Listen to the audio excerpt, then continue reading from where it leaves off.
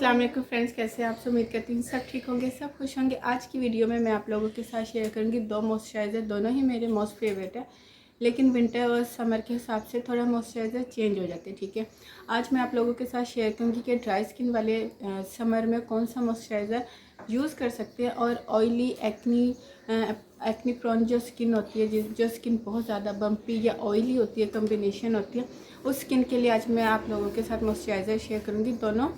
तो आज की वीडियो स्टार्ट करते हैं। सबसे पहले बात कर लेते हैं ड्राई स्किन के, ड्राई और सेंसिटिव स्किन।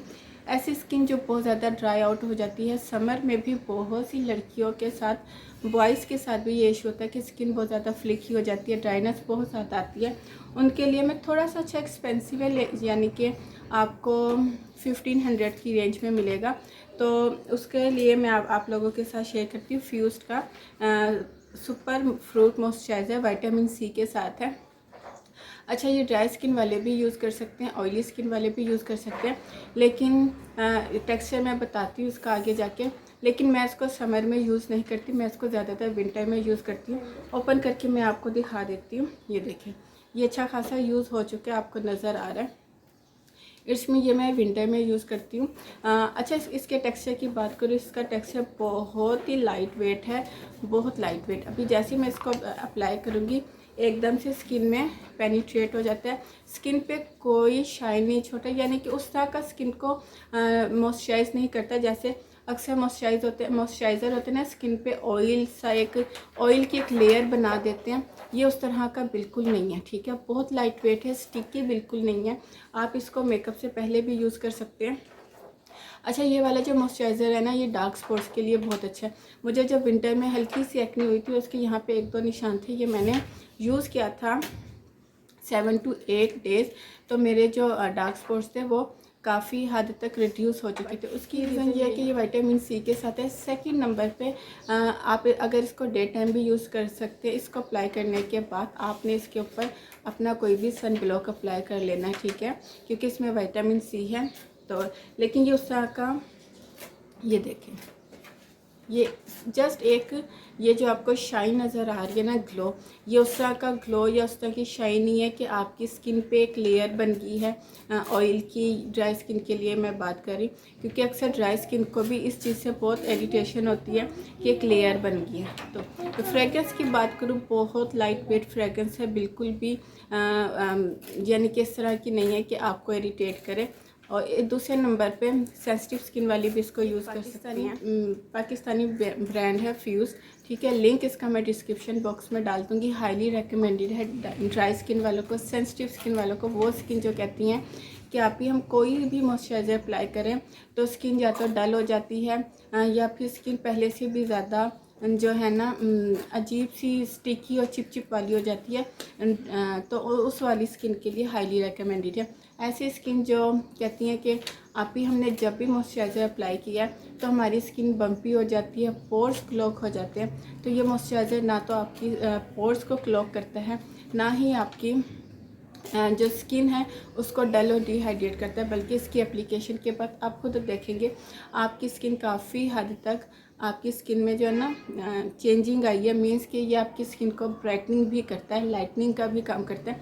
विटामिन सी के साथ है कीवी एक्सट्रैक्ट, तो हाईली रिकमेंडेड है। इसका लिंक मैं डिस्क्रिप्शन बॉक्स में डाल दूँगी। सेकेंड नंबर पर जो मॉइस्चराइज़र मैं आप लोगों के साथ शेयर करूँगी वो है मामा ऑर्गेनिक का deep hydration water jail moisturiser, hyaluronic acid के साथ है।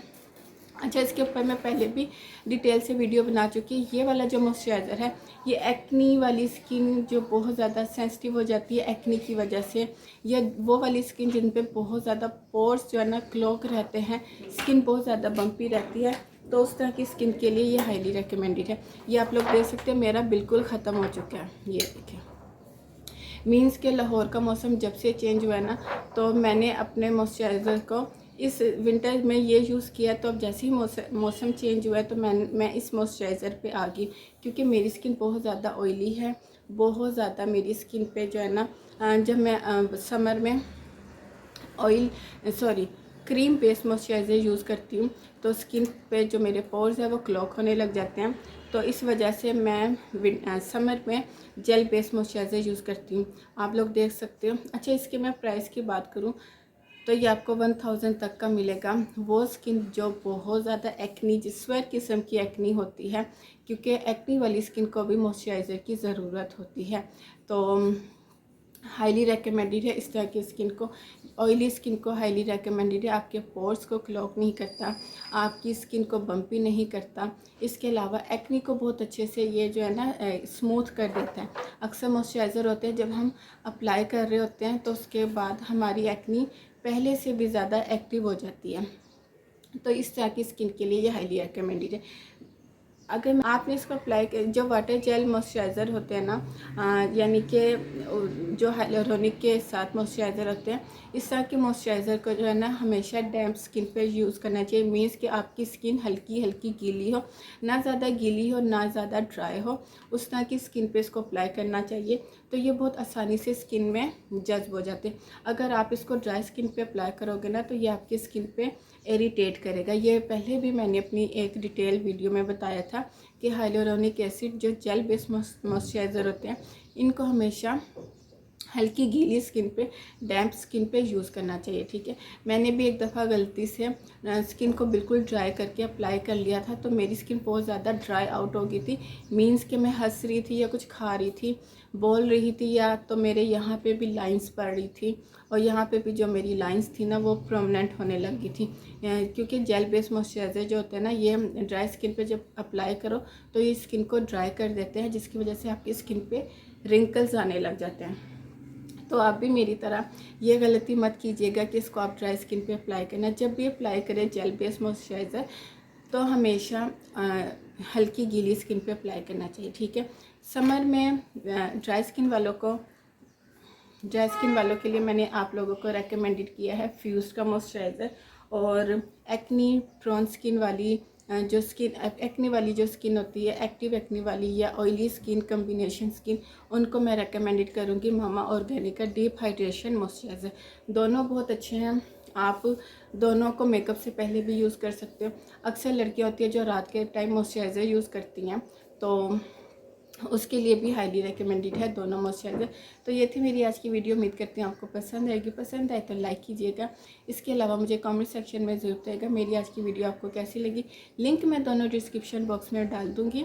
फिर मिलती हूँ नई वीडियो के साथ, तब तक के लिए इजाज़त दीजिए। दुआओं में याद रखिएगा, अपना ढेर सारा ख्याल रखिएगा। अल्लाह हाफिज़।